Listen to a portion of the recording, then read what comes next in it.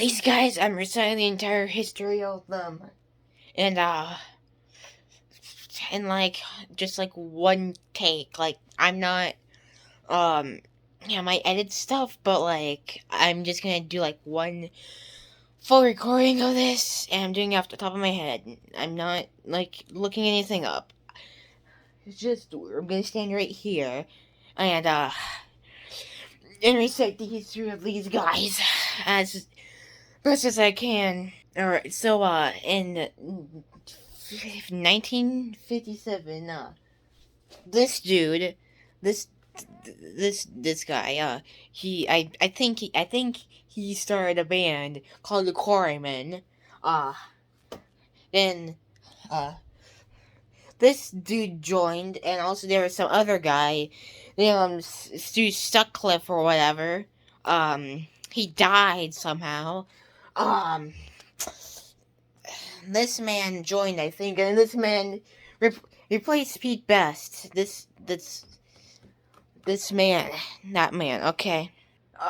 Then they had they became big enough that they eventually got signed onto something, like to make an album or whatever. And then they made Please Me. But like they had one day to record the album.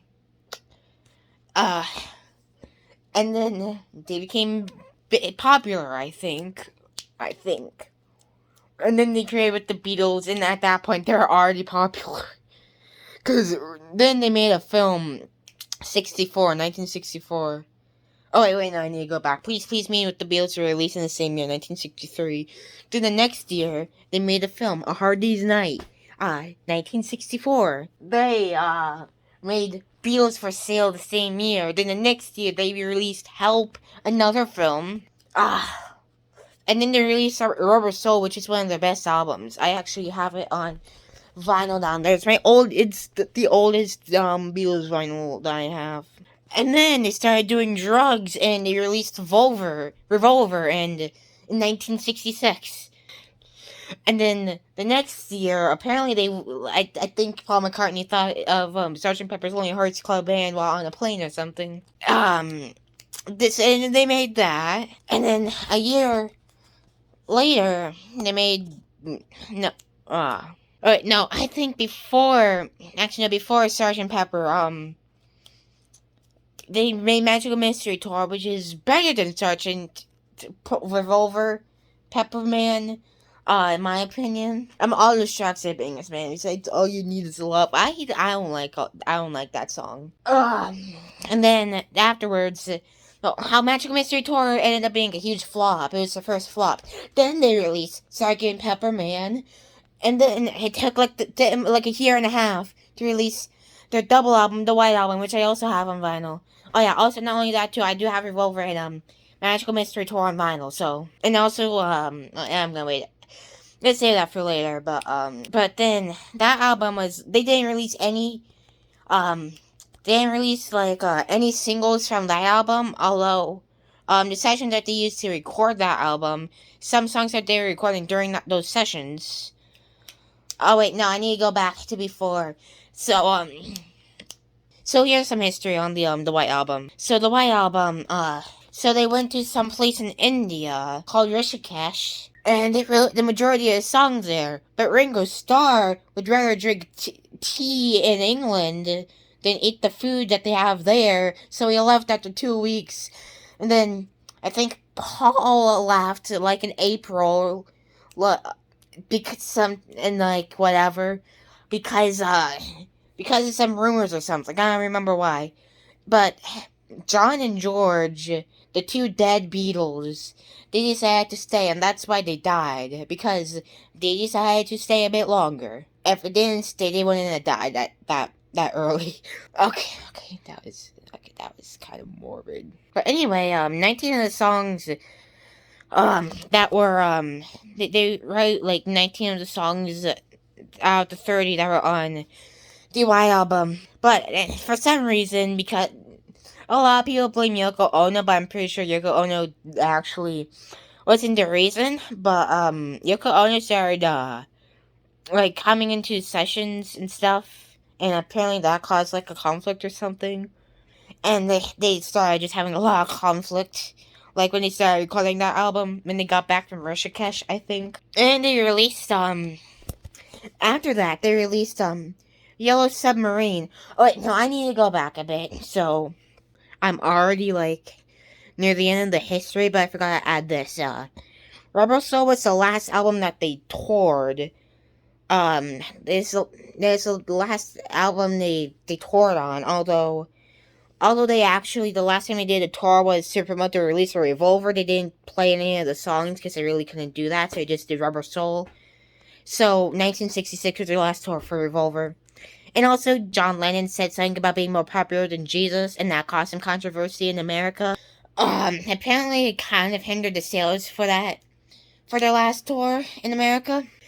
And okay, now I'm done with that part. Now I can go back to normal. So, Yellow Submarine was it's usually regarded as the worst because two of the songs were already released, and it's some of their two most overrated songs that they put on Yellow Submarine. Yellow Submarine and All You Need Is Love. I'm not a big fan of those. Hey Dog was good. All together now, and only a Northern song are not really my favorites. I like It's All Too Much. Then the 7 songs on it are George Martin's score. And I actually kind of like George Martin's score on the album. It's actually not half bad. I didn't read anything about conflict for this album because I don't really research this album. And if I didn't mention before, they made a movie out of it. I don't know if it was a flop or not because I didn't look anything up. And then afterward, I think that they started recording like a lot of the Let It Be album. Actually, before Abbey Road. Let It Be was their last album, but they recorded it before Abbey Road. It's to give back sessions. Or either that, or I think they might have recorded the album at around both albums at around the same time. I don't remember, but I know that Abbey Road is the last recorded. The Get Back sessions, I think they had a lot of conflict. Then they finished. I think they were planning on making a documentary, but something happened. For the Let It Be, I don't know what happened because as I said, I'm literally just reciting what I just randomly started recording this. I didn't do any research. I just took what I already know. They basically mix the last stuff for Abbey Road. Then they released that, but like 6 days before the Abbey Road gets released, John leaves, and then they release it 6 days after he leaves, and about a month later, I think Paul McCartney announced that the Beatles have officially broke up, and then 1 year later, I th- they finally finished Let It Be. I think they might have added some new songs to it, maybe, that weren't originally on it. I don't know. Because I think I Mean Mine was the last song they ever recorded, and it was on Let It Be. I don't know, but, yeah, they released Let It Be in 1970. I'm hoping I can get the Super Deluxe for Christmas, because they're releasing, like, the Super Deluxe for the album, and I actually like their Super Deluxe, because instead of just, like, putting on live versions of the songs, they actually, add, outtakes and stuff, and, they add a lot more, so I actually think that their Super Deluxes are worth it, but, yeah, but now let's get back onto topics. So, near the end of this video, but, short story short, George Harrison, this man, he's after the Beatles breakup, he's the first one to get a #1 hit, which was My Sweet Lord, which I know from Guardians of the Galaxy, okay? This guy releases Imagine, which I'm not Ben Shapiro, but it's not one of my favorite songs. I know Ben Shapiro doesn't like that song, but, it's not I don't like it, it's just not special. Although I do like Instant Karma, though, that's not That's not a bad song. But then like I don't know, a few years later, this man gets shot a couple of times in 1980, and then in 2001, in 1996, the live Beatles, Ringo, Paul, and George come together. See what I did there? They come together, and they took two of like four demos that Yoko Ono gave them of John Lennon, because John Lennon had some unreleased songs, so they took Real Love and Free as a Bird, and they remade kind of finished the song. They reunited to finish those, mainly they reunited to kind of finish those two songs, I guess. Um, and he put Free as a Bird on Anthology 1 and Real Love on Anthology 2, and they had Anthology 3, which I don't think had any new music.